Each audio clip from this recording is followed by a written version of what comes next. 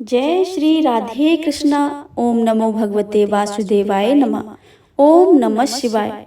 आप सभी भक्तों को कार्तिक मास की बहुत बहुत शुभकामनाएं। इस बार कार्तिक मास 17 अक्टूबर से लग रहा है। अश्विन मास की पूर्णिमा तिथि के बाद कार्तिक मास का आरंभ माना जाता है।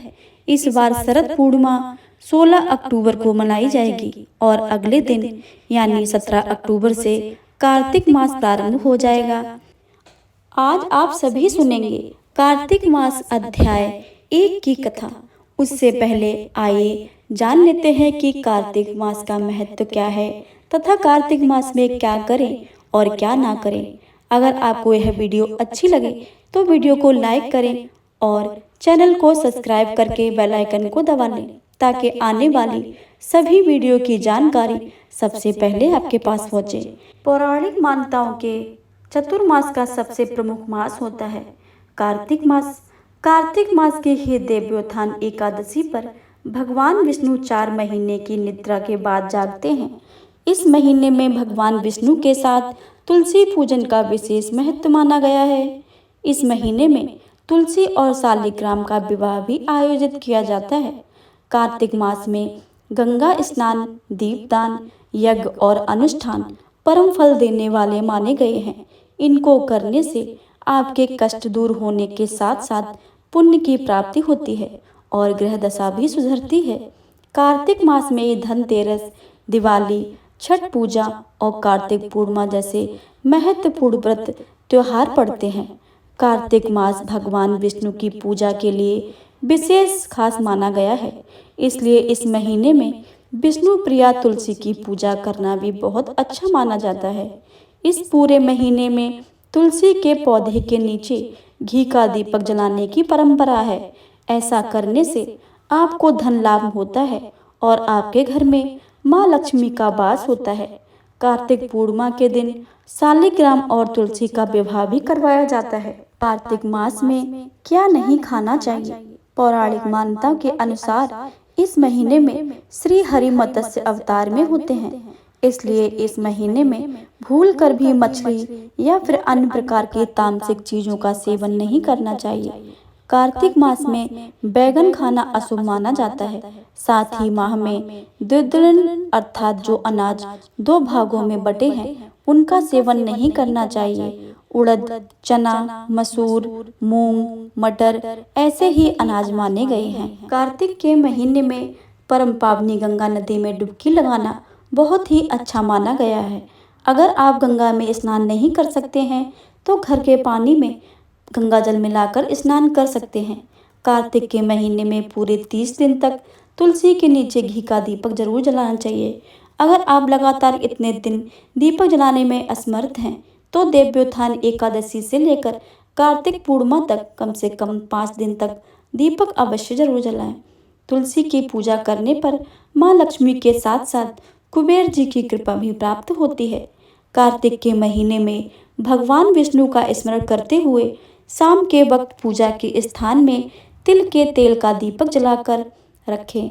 पौराणिक मान्यता के अनुसार भगवान विष्णु ने स्वयं कुबेर जी से कहा है कि कार्तिक मास में जो मेरी उपासना करे उसे कभी धन की कमी मत होने देना। कार्तिक के महीने पर पलंग पर सोने की बजाय भूमि पर सोना अधिक श्रेष्ठ माना जाता है। इसके साथ साथ कार्तिक के महीने में जरूरतमंदों को यथासंभव अन्न और वस्त्र का दान करें।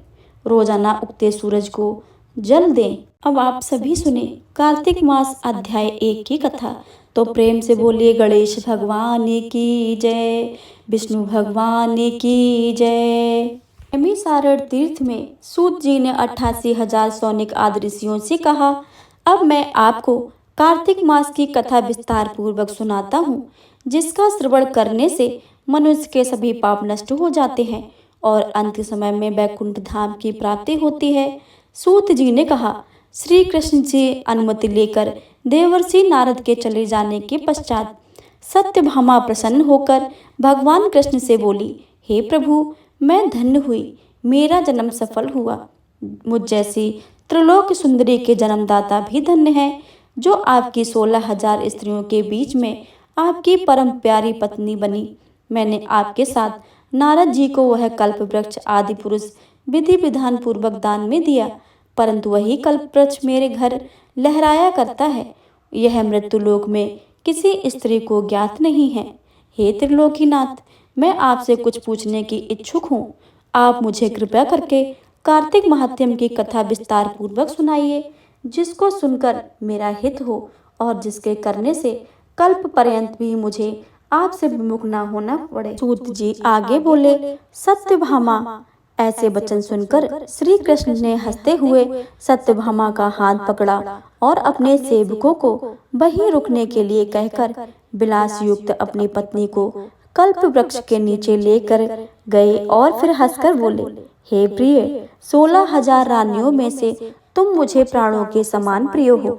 तुम्हारे लिए मैंने इंद्र एवं देवताओं से विरोध किया था। हे कांते, जो बात तुमने मुझसे पूछी है, अब आप उसको सुनो। एक दिन मैंने तुम्हारी इच्छा पूर्ति के लिए गरुड़ पर सवार होकर इंद्रलोक जाकर कल्प वृक्ष मांगा। इंद्र द्वारा माना किए जाने पर इंद्र एवं गरुड़ से घोर संग्राम हुआ और गौलोक में भी गरुड़ जी गौओं से युद्ध हुआ।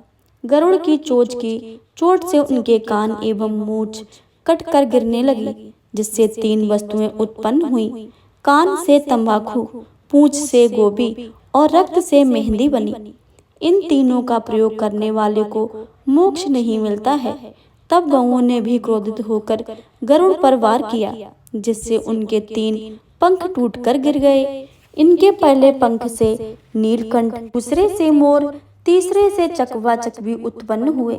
हे प्रिय, इन तीनों का दर्शन करने मात्र से भी शुभ फल की प्राप्ति हो जाती है। यह सुनकर सत्यभामा ने कहा, हे प्रभु, कृपया करके मेरे पूर्व जन्मों के विषय में बताइए कि मैंने पूर्व जन्म में कौन कौन से दान, व्रत व जप नहीं किए हैं। मेरा स्वभाव कैसा था, मेरे जन्मदाता कौन थे और मुझे मृत्युलोक में जन्म क्यों लेना पड़ा। मैंने ऐसा कौन सा पुण्य कर्म किया था जिससे मैं आपकी अर्धांगिनी बनी।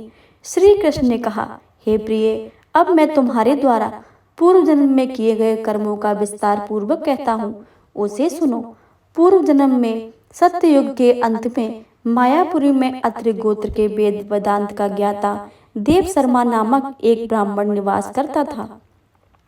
वह प्रतिदिन अतिथियों की सेवा, हवन और सूर्य भगवान का पूजन किया करता था। वह सूर्य के समान तेजस्वी था। वृद्धा अवस्था उसे गुणवती नामक कन्या की प्राप्ति हुई। उस पुत्रहीन ब्राह्मण ने अपनी कन्या का विवाह अपने ही चंद्र नामक शिष्य के साथ करा दिया। वह चंद्र को अपने पुत्र के समान मानता था और चंद्र भी उसे अपने पिता की भांति सम्मान देता था। एक दिन वे दोनों कुशवा समिधा लेने के लिए जंगल में गए। जब वे हिमालय की तलहटी में भ्रमण कर रहे थे, तब उन्हें एक राक्षस आता हुआ दिखाई दिया। उस राक्षस को देखकर भय के कारण उनके अंग शिथिल हो गए और वे वहां से भागने में भी असमर्थ हो गए। तब उस काल के समान राक्षस ने उन दोनों को मार डाला। चूंकि वे धर्मात्मा थे, इसलिए मेरे पार्षद उन्हें मेरे वैकुंठ धाम के पास ले गए।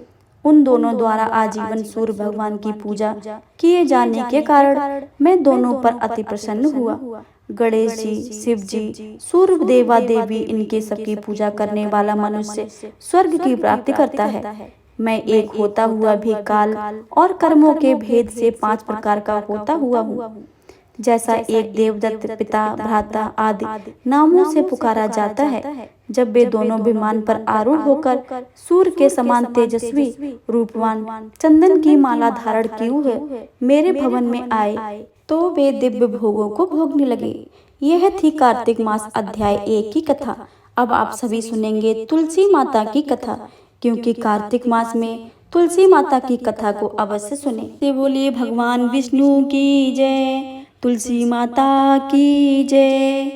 कार्तिक महीने में एक बुढ़िया माई तुलसी को सींचती और कहती थी कि हे तुलसी माता, सत की दाता, मैं तेरा बिरला सींचती हूँ, मुझे बहू दे, पीताम्बर की धोती दे, मीठा मीठा घास दे, बैकुंठ में बास दे, चटक की चाल दे, मटक की मौत दे, चंदन का काट दे, रानी सा राज दे, दाल भात का भोजन दे, 11 की मौत दे, कृष्णा जी का कंधा दे। जब तुलसी माता यह सुनकर सूखने लगी तो भगवान ने पूछा कि हे तुलसी, तुम क्यों सूख रही हो? तब तुलसी माता ने कहा कि एक बुढ़िया रोज आती है और वो यह बात कहती है, मैं सब बात तो पूरा कर दूंगी, लेकिन कृष्ण का कंधा कहाँ से लाऊंगी? तो भगवान बोले, जब वो मरेगी तो मैं अपने आप कंधा दे आऊंगा। तू बुढ़िया माई से कह देना। जब बुढ़िया माई मर गई, सब लोग आ गए। जब माई को ले जाने लगे तो किसी से ना उठी। तब भगवान एक 12 वर्ष के बालक का रूप धारण करके आए। बालक ने कहा, मैं कान में एक बात कहूँगा तो बुढ़िया माई उठ जाएगी। बालक ने कान में कहा, बुढ़िया माई मन की बात निकाल ले, पीताम्बर की धोती ले, मीठा मीठा घास ले, बैकुंठ का बास ले, चटक की चाल ले, मटक की मौत ले, कृष्ण जी का कंधा ले। यह सुनकर बुढ़िया माई हल्की हो गई। भगवान ने कंधा दिया और बुढ़िया माई को मुक्ति मिल गई। हे तुलसी माता, जैसे बुढ़िया माई को मुक्ति दी वैसे ही सबको देना। प्रेम से बोलियो तुलसी माता की जय। कथा अच्छी लगे तो वीडियो को लाइक करना और ज़्यादा से ज़्यादा शेयर करना। धन्यवाद।